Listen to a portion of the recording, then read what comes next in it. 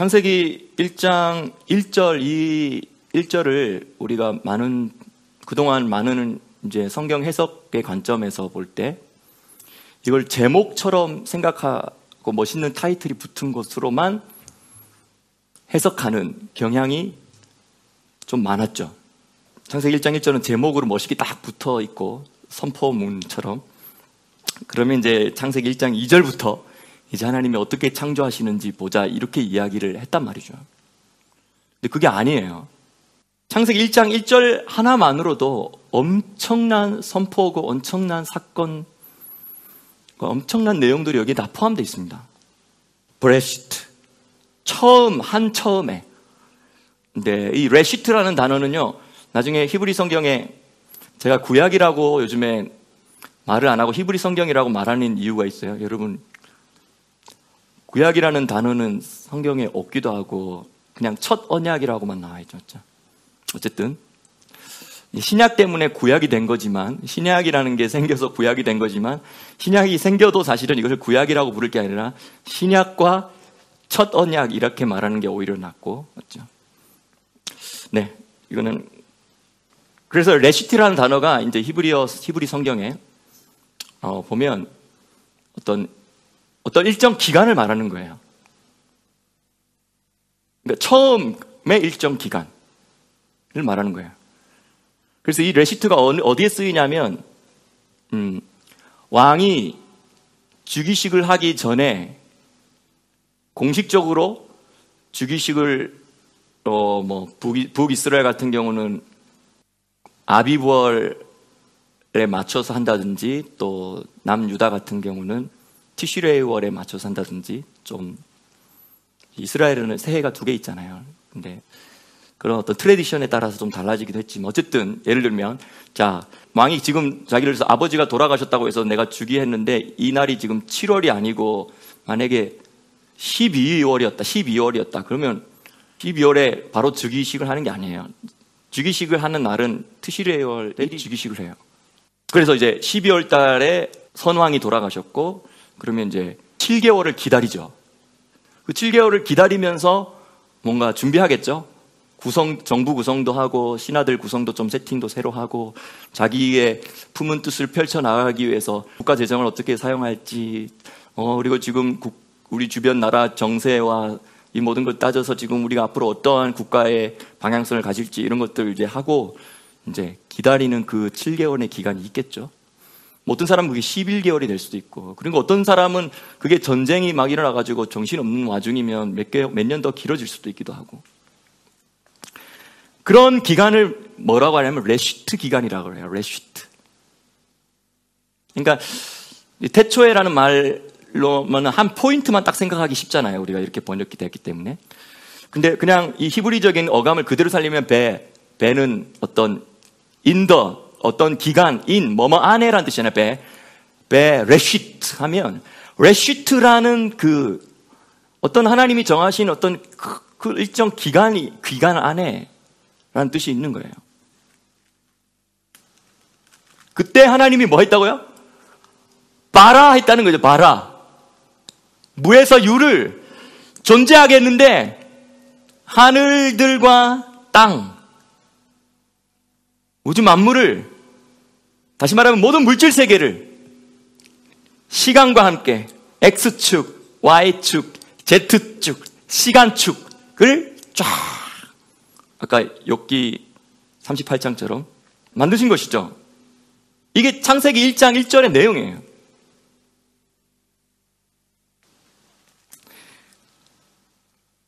그리고 나서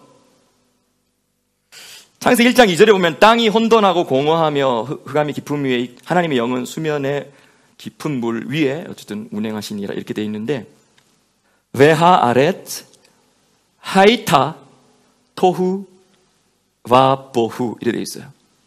여러분, 이 하이타라는 동사가 히브리어는 따로 비동사나 좀 약해요. 그래서 영어로는 I am a father 이렇게 하겠죠.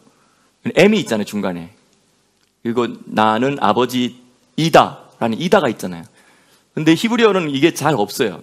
그래서 그냥 아니 아바 하면 나는 아빠인 거야. 거기에 뭐 이다 이런 동사가 없어요.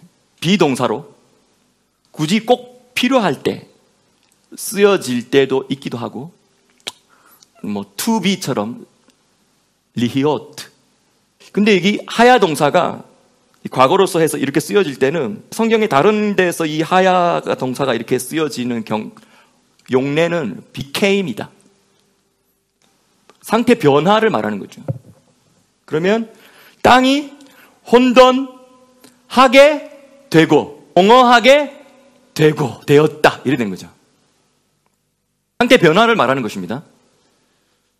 그렇다면 우리가 이제 알 수 있는 것은, 어떤 사람 또 이렇게 말하기도 해요. 하나님이 1장 1절에 천지를 창조하실 때 그 상태가 혼돈과 공허한 상태로 창조하셨다, 이렇게 말해요. 이 창세기 1장 1절 이 장면이 아까 욥기 38장에서 나왔잖아요. 보이지 않는 세계에서 보이는 세계를 창조할 때 도량법을 정하시고 기초를 놓으시고 줄에 맞춰서 시간과 공간, X축, Y축, Z축과 무게와 존재감과 이런 모든 것들, 시간에 따라서 하나님 쫙쫙쫙 질서대로 만드셨지. 하나님이 대초에 하나님이 천지를 창조하시니라. 혼돈한 상태로, 공허한 상태로 이렇게 되면 이상하잖아요.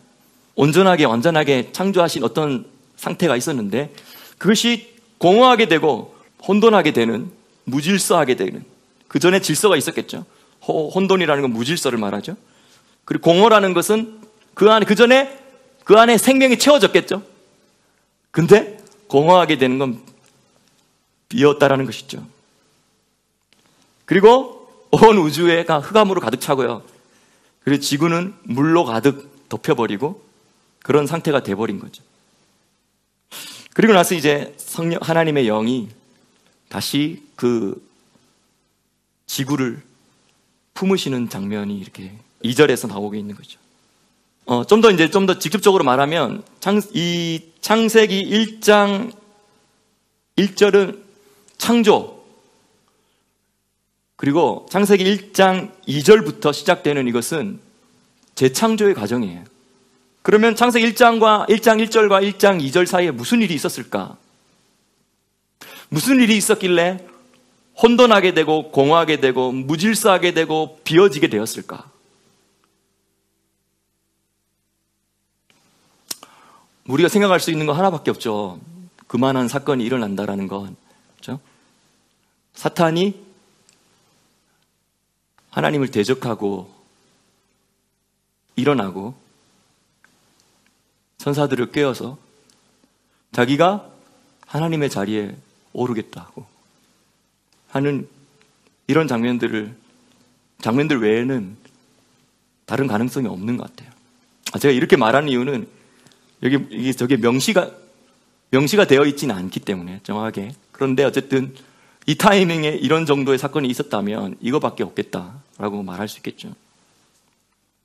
그러면서 이제 처음 하는 것이 이제 3절에 빛이 있으라라는 엄청난 멋있는 선포입니다. 빛이 있으라. 예히 오르. 예히는 아까 그 하야 동사의 이제 명령형인데, 있게 되어라는 것이죠.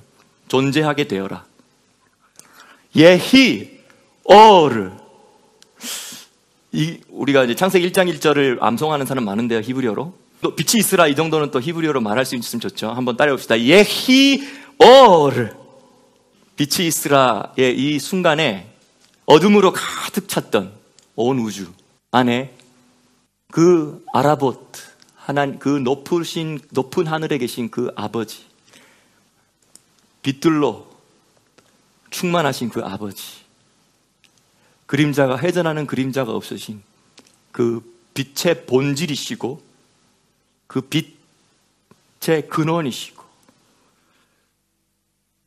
또 모든 보이는 물질 세계의 기준이 되어 주시는 그분, 근원이 되어 주신 그분이, 그분의 빛이 다시 이 물질 세계를 비추시는 것입니다.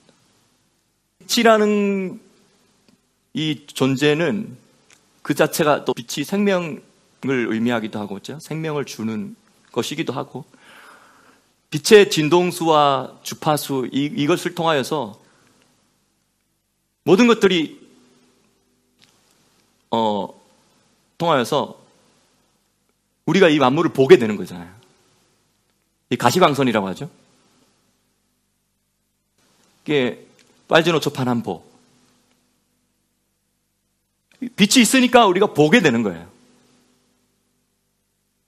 그 전에 흑암이었고 아무것도 보이지 않았고 말 그대로 정말 칠흑 같은 어둠이 물질 세계와 우주를 다 덮어버렸겠죠. 근데 예히 라는 선포와 함께 이제는 보여지기 시작하는, 그리고 그 빛에는 또 빨간색보다 저쪽으로 더 넘어가면 이걸 적외선이라고 하죠. 적외선 때문에 우리가 따뜻함을 느끼잖아요. 따뜻함을 느끼네. 어떻게 보면 우리가 하나님의 임재 가운데 찬양하고 하나님의 말씀을 들을 때 여러분, 하나님의 임재가 좀 따뜻하게 올 때 있잖아요. 이거는 그렇죠? 하나님의 말씀 가운데 우리 안에 지금 빛이 임하기 때문에 우리 안에 따뜻함을 느끼는 거예요. 여러분, 말씀을 이렇게 읽거나 말씀을 듣거나 막 깨달아질 때 여러분 갑자기 눈이 뜨고 보여지고 깨달아지기 시작하죠. 왜냐하면 이게 가시광선이 보게 만드는 역할이 있기 때문에 여러분들이 보기 시작하는 거예요. 근데 이 빛이 없으면 아무리 여러분이 보려고 해도 못 봐요. 영적인 원리죠. 물론 여러분은 후라시를 킬 수 있겠지만 후라시를 킨다고 해서 영적인 빛, 여러분이 이 물질적인 세계에 후레쉬를 킨다고 해서 영적인 세계에 빛이 켜지나요? 그렇지 않죠. 근데 이것이 근원이기 때문에 이 근원의 빛이 펴지니까 사람들이 눈을 떠서 보기 시작하는 거죠. 따뜻함을 느끼고 임재를 느끼기 시작하는 거죠. 뿐만 아니라 이 적외선, 여러분 우리 여기에 리모컨 있잖아요. 이 리모컨 누르면 여기에 빨간색으로 이렇게 보이나요? 이 리모컨에서 빨간 빛이, 이게 적외선이죠. 빨간색이니까. 근데 이 적외선의 기능 중에 하나는 뭐냐면 그 안에 정보를 담아서, 신호를 담아서 보내는 거예요. 그럼 그것이 그 적외선 부분이 오면 내 안에 뭐가 오겠어요? 내 안에 인포메이션이 오는 거죠. 우리는 이런 거 매번 경험하잖아요. 하나님의 말씀이 막 딱 떨어지잖아요.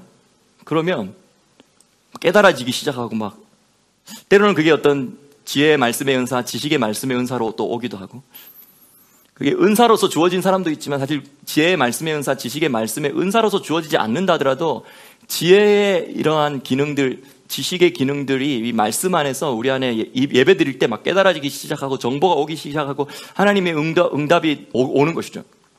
이 본질적인 빛에 대한 이야기를 지금 하고 있는 것이었죠. 그리고 이 영적인 것과 물질적인 세계는 또 연결되니까. 그리고 빨주노초 파란 보라색 저 건너가면 이거는 이제 자외선이라고 하죠. 자외선을 통하여서는 또 우리가 세균을 때려잡잖아요. 근데 그게 너무 적당하게 쓰이면 세균을 때려잡는 건데, 그게 너무 세게 쓰이면 우리의 세포까지도 그냥 죽여버릴 수도 있는 것이죠. 치유가 임하는 것입니다. 근데 하나님의 말씀이 예히 라고 선포되어지면서 우리 가운데 빛이 비춰지고, 또한 말씀이 빛이 비춰지면 우리 안에 보여지기 시작하고 깨달아지기 시작하고 하늘의 정보와 하늘의 인포메이션들이 오기 시작하고, 그리고 우리 안에 치유가 있기 시작하고, 가장 중요한 것은 또 우리를 살게 하는 것이죠.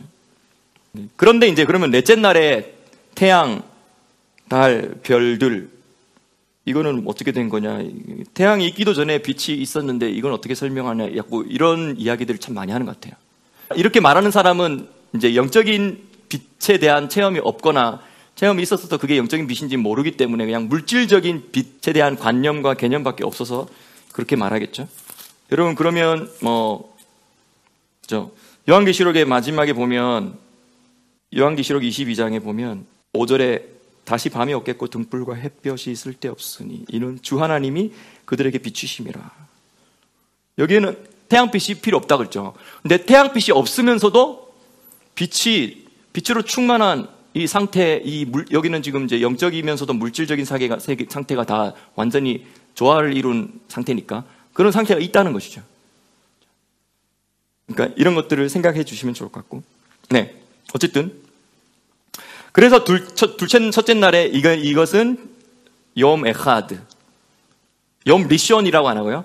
이게 하루다. 이렇게 했어요. 그리고 나서 둘째 날에 물 가운데 궁창이 있어서 물과 물로 나뉘게 하고 위에 물과 아래 물로 나뉘게 했다. 이때 물 창조했다라는 말도 없고요.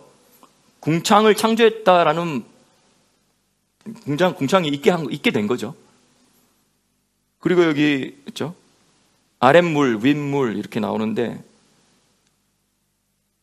사실 뭐 이제 우리가 쉽게 애들한테 설명하기 위해서 둘째 날에는 물을 창조하시고 물을 위에 물과 아랫물로 나누시고 궁창을 창조하셨어요라고 쉽게는 말하지만 정확하게는 물은 이때 창조된 게 아니에요. 언제 창조된 거죠? 아까 창세기 1장 1절에 이미 창조된 거죠. 그리고 1장 2절에도 이미 흑암에 덮여있는 물이 있잖아요. 여기서 이제 우리가 보면 다 다른 날에는 좋았더라가 있는데 이 둘째 날 물과 윗물, 아랫물로 나뉘고 이 궁창이라는 이 공중을 만들어 놓고는 여긴 좋았더라가 없어요. 그러면 이제 좋았더라가 없었다, 뭐 누가 실수로 좋았더라를 한번 적는 걸 너무 반복이 많이 되니까 오늘 이날은 좀 빼주자 뭐 이렇게 그런 거 아니죠. 좋았더라라고 말하지 못할 이유가 있기 때문이죠. 예수님도 그렇게 말씀하시고 또 사도 바울도 그렇고 그들이 예수님과 사도 바울 또 이 신약 성경의 저자들이 가지고 있는 이 관념, 영적인 이해에 있어서는 이 사단은 공중 권세 잡은 자예요. 이 거룩한 빛에 속한 하늘이 있고 땅이 있는데 그 사이에 끼어서 이 거룩한 하늘이 땅에 내려오지 못하게 하고 이 땅에서 거룩한 하늘을 맛보지 못하게 하려고 중간에 끼어 있는 이 어둠의 세상 주관자들, 그러니까 하늘에 있는 악한 영들, 이 다 공중 권세 잡은 자. 공중에 이 악한 영들이 이렇게 배치되어 있으니까 좋았더라는 말이 없었을 거라고 보여집니다. 그리고 나서 셋째 날로 넘어가면 이제 아랫물이 한 곳으로 다 모여서 묻히 드러나라 이렇게 돼 있죠. 여기 땅을 창조했다라는 말이 여기 있나요? 셋째 날에? 없죠. 그냥 있던 땅인데 그 물로 덮여 있었다는 거죠. 윗물과 아랫물로 나눴는데도 아직도 이 아랫물의 물의 양이 많아서 땅을 다 뒤덮어 있고 있던 거죠. 그런데 그것을 또 나누라고 물이 모이라고 하고 바다가 되고 이제 모이니까 당연히 땅이 드디어 드러난 거예요. 마른 땅이 마른 땅이 드러난 거죠. 그리고 나서 이제 그 마른 땅에서 이제 식물의 생명들이 살 수 있게 된 거죠. 그리고 나서 이제 넷째 날에 하늘의 궁창에 광명이 있어 이래 돼 있어요. 또 광명으로 징조와 사시와 일자와 연한이 이루게 하라. 이렇게 해서 첫째 날부터 넷째 날까지는 어떤 혼돈된 상태에서 무질서한 상태에서 이제 질서를 잡아가면서 빛 그리고 혼돈해서 섞여져 있는 이 뒤덮여 있는 물을 하늘 위의 것과 아래 것으로 나누고 또 땅에 또 섞여 있는 것들 땅도 물로 뒤덮여 있는 걸 또 이렇게 나누는 거죠. 그리고 또 빛이 하늘에 빛을 내는 광명체들이 있게 하고 나서 징조와 사시와 일자와 연한이 이루게 하라. 징조는 이제 이 별들이 운행되는 이런 것들이 딱딱딱딱딱 자기 궤도에 맞춰서 움직이는데 온 우주가 지금 궤도에 맞춰서 움직이고 있잖아요. 근데 그 수백 수천억의 별들이 한 번이라도 똑같은 궤도에 다 정렬되는 순간이 있을까요, 없을까요? 없죠. 지구가 한 바퀴 돌다가 똑같은 위치에 올 수는 있지만 지구가 한 바퀴 돌고 똑같은 위치에 와 있는 그 순간에는 다른 별들은 또 다 다른 위치에 있고 우주에 있는 다른 별들은 또 다른 위치에 있는 거예요. 근데 하나님이 이 별들의 궤도가 이렇게 딱 위치되어지는 어느 타이밍에는 무슨 일이 하나님의 특별한 어떤 계획이 있게 하는 그런 타이밍을 하나님이 정해 놓으신 거죠. 그래서 그게 이제 하늘의 이런 모든 것들을 보면서 시간과 하나님의 사인과 하나님이 뭘 지금 하려고 하는지 뭐 힌트를 주든지 사인을 준다든지 이런 걸 알게 되는 거죠. 가장 쉽게는 예수님의 탄생을 축하하러 왔던 동방에서 온 박사들, 예수님 돌잔치 축하하러 온 생일 선물 가지고 온 거거든요. 그리고 징조와 사시는 모에드죠. 모아딤. 이제 우리가 이게 절기잖아요. 지금 우리가 이 초막절 절기인데 어쨌든 그런 하늘의 징조도 있지만 하나님이 정한 모에드는 정한 시간이라는 뜻이거든요. 정한 시간과 정한 장소 이런 뜻이 있습니다. 정한 시간, 정한 장소, 정한 공간에서 함께 만나기 어포인트먼트 하는 거예요. 그때 이 시간에 이 장소에서 내가 이렇게 너희를 만나줄게. 그리고 일자와 연한을 이루라. 일자는 하루의 단위고 연한은 연의 단위예요. 그래서 이 순간 일자를 이루라고 했을 때는 지구가 어떻게 했을까요? 지구가 자전하기 시작했겠죠. 연한을 이루라 딱 하는 순간 지구가 뭐 했을까요? 공전을 하기 시작했겠죠. 사시를 이루라 딱 하는 순간 지구가 23.5도인가 기울어 자전하고 공전하고.